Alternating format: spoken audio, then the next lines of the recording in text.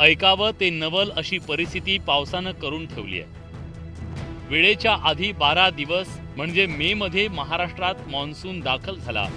सगळ्यात महत्त्वाचं म्हणजे महाराष्ट्राच्या कोकण, पश्चिम महाराष्ट्र, मराठवाडा आणि उत्तर महाराष्ट्रात एकाच वेळी पावसाचं आगमन झालंय, जे आजवर कधीच घडत नाही। यावेळच्या पावसानं आजवरचं त्याचं चक्र तोडून मोडून टाकल्यानं सगळे चक्रावून गेले। मॉन्सून वेळे अगोदर दाखल झाल्यानं शेतकऱ्यांची तर पुरती धांदल उडाली आहे।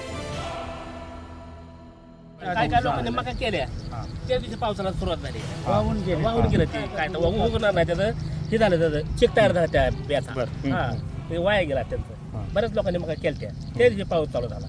हे अचानकपणे झालेलं आहे ना। आम्ही सगळे शेतामध्ये खत वगैरे आपण टाकलेलं आहे आणि हे जे खत वगैरे सगळे पाण्याने वाहून गेलेले, कोणाच्या ताली राहिलेले नाहीत, काय नाही राहिलेलं नाही आणि अचानक झालेलं एकदम, म्हणजे इतकं कुणाला सुद्धा म्हणजे वाटलं नाही की मे महिन्यामध्ये इतका पाऊस पडू शकतो।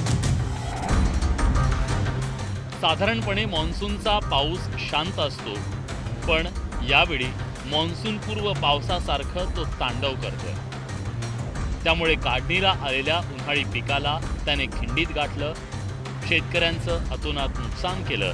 राज्यात गेल्या काही दिवसात झालेल्या पावसानं 34,000 हेक्टरवरच्या शेतीचं नुकसान झालं।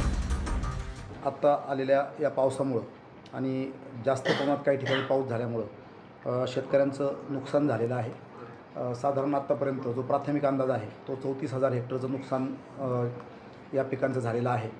त्याच्यामध्ये फळपिकं आहेत आणि काही उन्हाळी हंगामाची पिकं आहेत। या पावसामुळे शेतकऱ्यांनी पेरणीसाठी लगबग सुरू केली आहे। मे महिन्याच्या शेवटपर्यंत कोकण वगळता बहुतांश भागात प्रामुख्यानं कोरडं हवामान राहण्याची शक्यता आहे आणि किमान 5 जूनपर्यंत ही स्थिती कायम राहणार असल्याचा अंदाज आहे।